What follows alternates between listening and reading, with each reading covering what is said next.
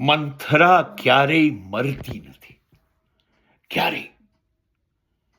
5000 વર્ષો થઈ ગયા રામના ગયાને, એના શાસનને, અને છતાં રામ રાજ્ય મોડું આવવામાં કારણભૂત બનેલી મંથરા હજી મરતી નથી. મંથરા એટલે ઈર્ષા, મંથરા એટલે ચઢવણી, મંથરા એટલે સાચા ન્યાયી ભલા ભોળા માણસોને ખોટા રસ્તે દોરનારી બુદ્ધિ. એ મંથરા. એવું કહેવાય છે રામને સૌથી વધુ પ્રેમ કઈ કરતી હતી, અને રામ કઈ જ્યાં સુધી ના ખવડાવે ત્યાં સુધી ખાતા નહોતા. આટલો પ્રેમ કરનારી મા પાસેથી રામનો વનવાસ લેવડાયો. આ ઈર્ષા છે.